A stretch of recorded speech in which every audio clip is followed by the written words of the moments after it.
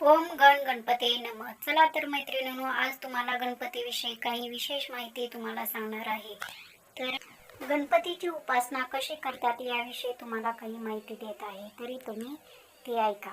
संकष्ट चतुर्थी किंवा संकट चतुर्थी ही हिंदू धर्मातील अत्यंत पवित्र आणि लोकप्रिय उपासना आहे, जी गणपतीला समर्पित आहे. गणपतीचे महत्त्व. ही तिथी प्रत्येक हिंदू महिन्याच्या कृष्ण पक्षातील चतुर्थीला शयमान अवस्थेतील चौथा दिवस येतो.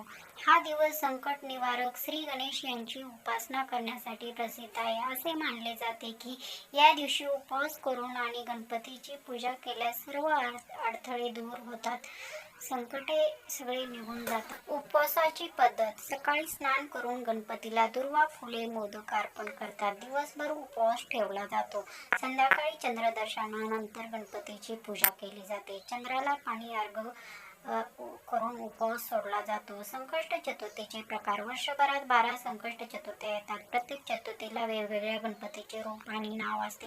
यापैकी माघ मासातील संकष्ट चतुर्थी विशेष मानली जाते. ती मंगळवारी येते. संकट म्हणजे अडचण किंवा चतुर्थी म्हणजे चतुर्थी तिथी म्हणून ही संकटापासून मुक्ती देणारी चतुर्थी आहे. उपवास करणाऱ्या व्यक्तीचे आरोग्य, मन शांती आणि कौटुंबिक सुख वाढते असे मानले जाते.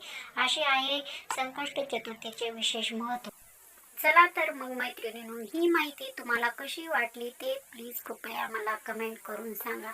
जर ही माहिती तुम्हाला आवडल्यास लाईक, शेअर आणि सबस्क्राईब करायला विसरू नका. धन्यवाद.